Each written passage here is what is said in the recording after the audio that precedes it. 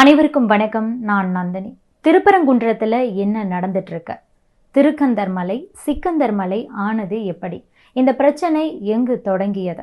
இந்த பதிவில் விரிவாக பார்க்கலாம். முருகனோட முதல் படை வீடான திருப்பரங்குன்றம் சுப்பிரமணிய சுவாமி கோவில் அமைந்திருக்கக்கூடிய மலையின் மேலே சுல்தான் சிக்கந்தர் பாதுஷா உலியா தர்காவும் அமைஞ்சிருக்கு.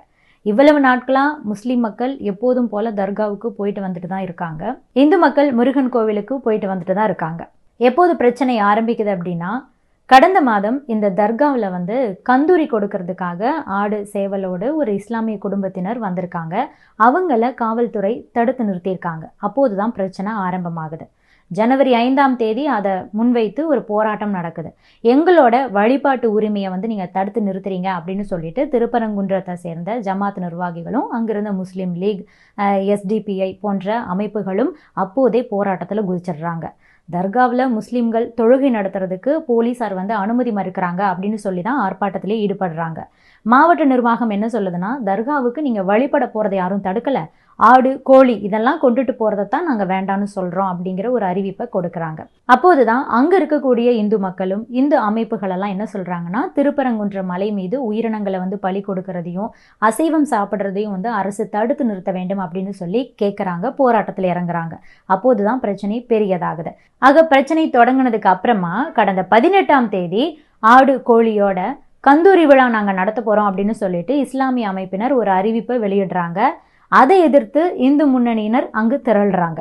ஆக அங்கே இருக்கிற அந்த தர்காவுக்கு ஆடு கோழி இதெல்லாம் கொண்டுட்டு போகக்கூடாது அப்படின்னு சொல்லிட்டு தடை விதித்து அந்த மலையேறக்கூடிய பகுதிகளில் காவல்துறை தொடர்ந்து கண்காணிப்பு பணியில் ஈடுபட்டுக்கிட்டு இருக்காங்க. ஆனாலும் கூட 2 மத அமைப்புகளை சேர்ந்த முக்கியமான தலைவர்களெல்லாம் தினமும் திருப்பரங்குன்றத்துக்கு வர்றதும் அதிரடியாக பேசுறதும் தான் பதற்றத்தை மேலும் மேலும் அதிகரிச்சிருச்சு. இந்த நிலையில தான் திருப்பரங்குன்றம் முருகப்பெருமானோட அந்த கந்தர் மலையை சிக்கந்தர் மலை அப்படின்னு அழைக்கிறதும், கேலண்டரில் சிக்கந்தர் மலை அப்படின்னு அச்சிடுறது, விளம்பரங்களில் கூட சிக்கந்தர் மலைன்னு குறிப்பிடுறது, போஸ்டர் அடித்து ஒட்டுறது, இந்த விஷயங்கள் எல்லாம் இன்னும் பதற்றத்தை அதிகரிச்சிருச்சு. இந்த மாதிரியெல்லாம் நடந்துகிட்டு இருக்கு அப்படிங்கிற குற்றச்சாட்டுகள் முன்வைக்கப்பட்டுக்கிட்டு இருக்கு. ஆக இந்த திருப்பரங்குன்ற மலையை, திருக்கந்தர் மலையை சிக்கந்தர் மலையா மாற்றுவதற்கான முயற்சிகள் நடக்குதா அப்படிங்கிற ஒரு கேள்வி எழுப்பப்படுது.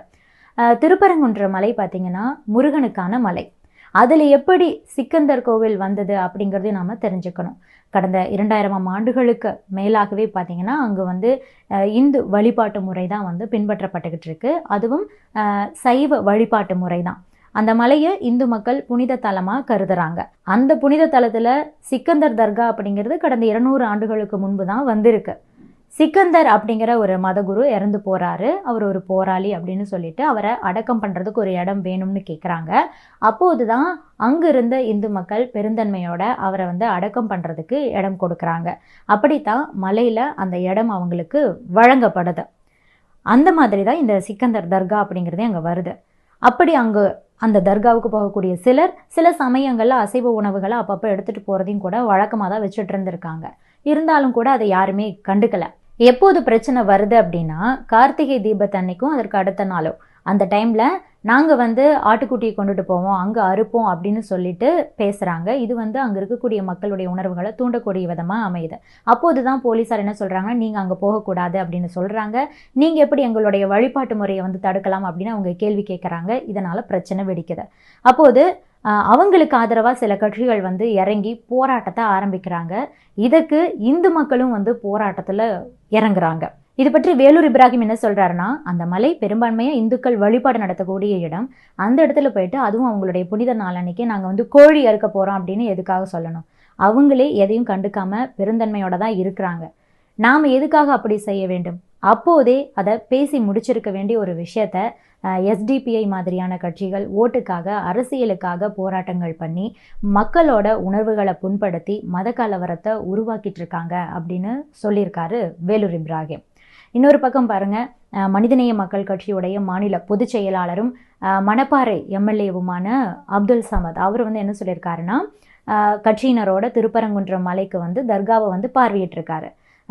அவர் என்ன சொல்றாருன்னா, பல காலமாக இந்த தர்கா வந்து இந்துக்களும் இஸ்லாமியர்களும் வந்து வழிபடக்கூடிய ஒரு இடமாவே இருந்துக்கிட்டு இருக்கு. நேர்த்தி கடனாக ஆடு கோழி எல்லாம் சமைத்து அனைவருக்கும் வழங்கக்கூடிய ஒரு நடைமுறை வந்து இங்கே இருந்துக்கிட்டு தான் இருக்கு. அரசியல் ஆதாயத்துக்காக இதை வந்து சிலர் வந்து சர்ச்சையாக்குறாங்க.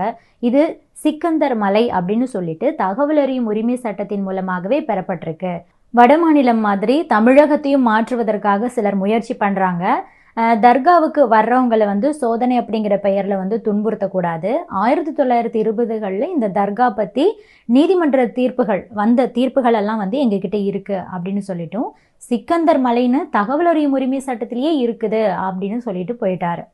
அடுத்ததா வக்பு வாரிய தலைவரும் ராமநாதபுர எம்பியுமான நவாஸ் கனி திருப்பரங்குன்றத்துக்கு போயிட்டு ஆய்வு பண்ணுறாரு. அதுக்கப்புறமா ஒரு அறிக்கையை வெளியிடுறாரு. அவர் என்ன சொல்லியிருக்காருன்னா, நல்லிணத்துக்கு எடுத்துக்காட்டா மலை மீது தர்காவும் காசி விஸ்வநாதர் கோவிலும் இருக்குது. அரசிதழில் என்ன சொல்லியிருக்காங்கன்னா, தர்கா அமைந்திருக்கக்கூடிய 50 சென்ட் நிலம் பார்த்தீங்கன்னா வக்பு வாரியத்துக்கு உட்பட்டது. அதனால தேவையில்லாத அசௌகரியத்தை வந்து அங்கே யாரும் ஏற்படுத்தக்கூடாது. இதுக்கு மதுரை கலெக்டர் வந்து தீர்வு காணணும். இதனால் போலீஸ் கமிஷனரையும் நாங்கள் சந்தித்து ரெக்வஸ்ட் வச்சுருக்கோம். சமைத்த அசைவ உணவை வந்து மலை மீது கொண்டுட்டு போகிறதுக்கு எந்த ஒரு தடையும் இல்லை அப்படின்னு சொன்னதுனால தான் மக்கள் வந்து சமைத்த உணவை கொண்டுகிட்டு போகிறாங்க அப்படின்னு சொல்லியிருக்காரு. இதனால் அசைவ உணவு கொண்டு செல்வதற்கு அவங்களுக்கு உரிமை இருக்குது, அதனால தான் அவங்க வந்துட்டு போகிறாங்க அந்த மாதிரின்னு சொல்லிட்டு போயிட்டாரு. இப்படி இவங்க தொடங்கி வைக்க இன்னொரு பக்கம் அண்ணாமலை, ராஜா இவர்களெல்லாம் அவங்களோட பங்குக்கு அவங்களோட கருத்தை சொல்ல ஆரம்பிச்சிட்டாங்க. இப்படித்தான் திருப்பரங்குன்றம் அந்த திருக்கந்தர் மலையை காக்கிறதுக்காக ஒரு பக்கம் போராட்டங்கள் வந்து நடக்க ஆரம்பிச்சிடுச்சு. சகிப்புத்தன்மையோட பெருந்தன்மையோட கொடுக்கப்பட்ட ஒரு இடத்தை உரிமை கொண்டாட ஆரம்பித்ததன் விளைவாகத்தான் தற்போது போராட்டங்கள் நடந்துக்கிட்டு இருக்கு அப்படின்னு சொல்றாங்க மக்கள். இது பற்றி நீங்க என்ன நினைக்கிறீங்க? உங்களுடைய கருத்துக்களையும் பதிவு பண்ணுங்க.